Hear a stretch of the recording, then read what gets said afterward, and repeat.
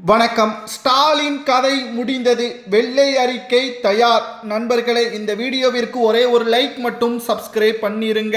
அதிர்ச்சியில் இருக்கும் மாஜி அமைச்சர்கள். இன்று சட்டசபை கூட்டத்தொடர் முடிந்த நிலையில் நேரடியாக விஜய் அவர்கள் ஸ்டாலின் அவர்களது வீட்டிற்கு வருகை தர உள்ளார். அனைத்து ஏற்பாடுகளும் தயார் செய்யப்பட்டுள்ளது. போலீஸ் பாதுகாப்புகளும் குவிக்கப்பட்டுள்ளது. கிட்டத்தட்ட சட்டசபையிலிருந்து வெளிவந்த உடனே தலைமைச் செயலகத்தில் இருந்து நேரடியாக ஸ்டாலின் அவர்களது வீட்டிற்கு செல்வதற்கு மிக முக்கியமான 3 காரணங்கள். இந்த செய்தியை கேட்டவுடன் முன்னாள் அமைச்சர் சேகர் பாபு அவர்கள் ஓடோடி சென்று வீட்டு வாசலில் தற்பொழுது நிற்கிறார். தற்பொழுது ஸ்டாலின் அவர்கள் எம்எல்ஏவாக கூட வர முடியாத நிலைமைக்கு உருவாக்கியது யார் தெரியுமா?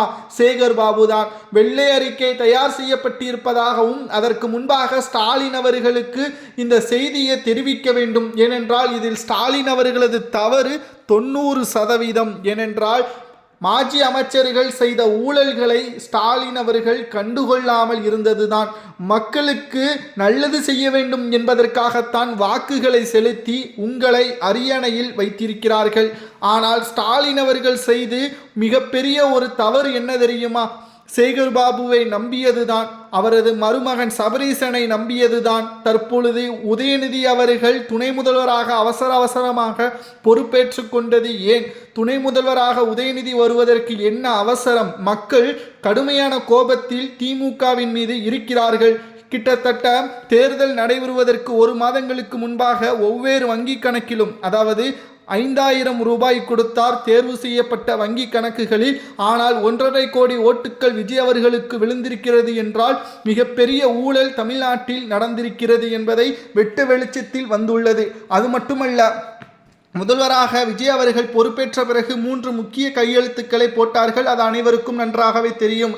அதை தொடர்ந்து அவர் என்ன செய்தார் தெரியுமா? 2 நாட்களில் அரசு பேருந்துகளில் தமிழ்நாடு அரசு போக்குவரத்து கழகம் என மாற்றி உத்தரவை பிறப்பித்தார். இதுவரைக்கும் தமிழ்நாடு அரசு போக்குவரத்து இல்லாமல் அரசு போக்குவரத்து என்று இருந்தது.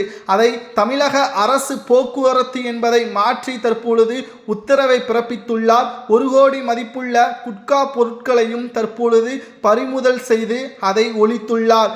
திருச்சியில் 3000 ரவுடிகளை அழைத்து இனிமேல் சட்டவிரோத செயல்களில் ஈடுபட்டால் அவர்கள் மீது நடவடிக்கை எடுக்கப்படும் என்ற எச்சரிக்கையையும் செய்துள்ளார். இது 3 முக்கிய செயல்கள் ஒரே நாளில். விஜய் அவர்கள் முதல்வராவதற்கு தகுதியே அவர் முதல்வரான பிறகு மக்கள் அவரை அங்கீகரித்து விட்டார்கள் என்பதற்கான அறிகுறிகளை என்ற தகவலும் வெளியாகியுள்ளது.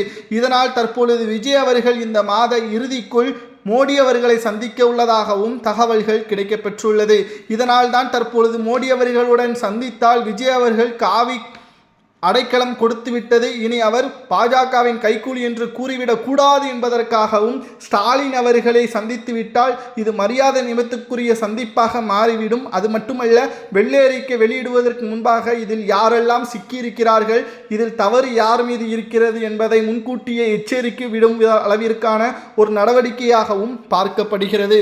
சட்டசபையில் உதயநிதி அவர்களது செயல்பாடுகள் துளி அளவு கூட அவர் எதிர்க்கட்சி தலைவராக செயல்படுவதற்கு தகுதியில்லாதவர் என்பதை பல உதாரணங்களையும் நம்மால் பார்க்க முடிகிறது. எதிர்க்கட்சி தலைவர் உதயநிதி அவர்கள் விஜய் அவர்களுக்கு ஒரு வணக்கம் கூட ஆரம்பத்தில் செலுத்தவில்லை.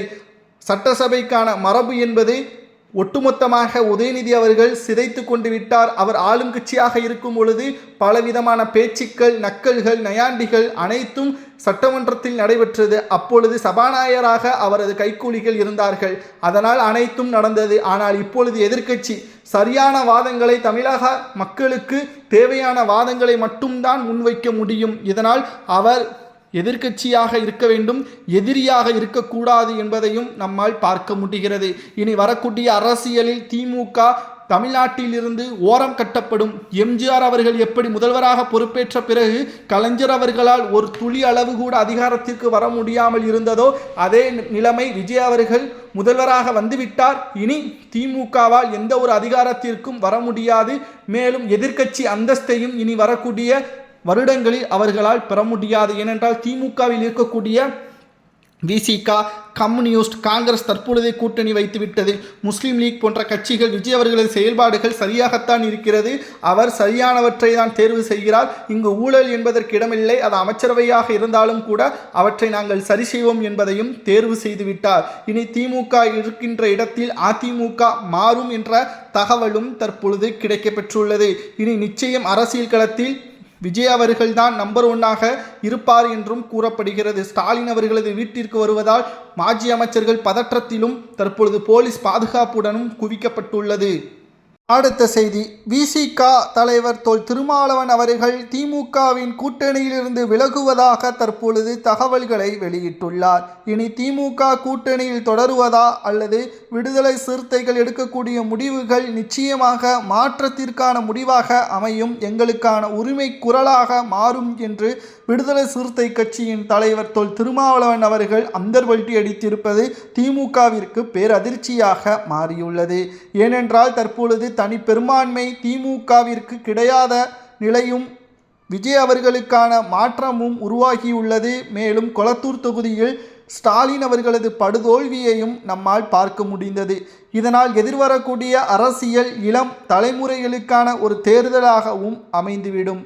தற்பொழுது விடுதலை சிறுத்தைகள் விஜய் அவர்களுக்கு ஆதரவுகளை அளிக்கப் போவதாகவும், ஏற்கனவே திமுகவின் கூட்டணியில் சுமார் 20 வருஷங்கள் உடன்பிறவா சகோதரர்களாக இருந்த காங்கிரஸ் ஒரே நாளில் விஜய் அவர்களுக்கு ஆதரவுகளை கொடுத்து 2 அமைச்சரவையையும் பெற்றுவிட்டது. திமுக இனி தமிழ்நாட்டில் எடுபடாது. ஊழல் சக்தியாக இருக்கின்ற திமுக உடன் இருக்கின்ற கூட்டணி கட்சிகளை அவமானப்படுத்தும் விதமாகத்தான் ஏளனமாக கடந்த தேர்தல்களில் எங்களை அணுகியது என்றும் ஒரே இரவில் அந்தர்வல்ட்டியும் அடித்தார். 2021 சட்டசபை தேர்தலில் திமுக வெற்றியடைந்த போது கூட பதவியேற்பு விழாவில் ராகுல் காந்தி அவர்கள் கலந்து கொள்ளவில்லை. ஆனால் விஜய் அவர்களுடன் ஒரே இரவில் கூட்டணி வைத்து கொண்ட ராகுல் காந்தி அவர்கள் பதவி பிரமாணம் செய்யும் பொழுது விஜய் அவர்களுடன் பணியாற்றியதும் குறிப்பிடத்தக்கது.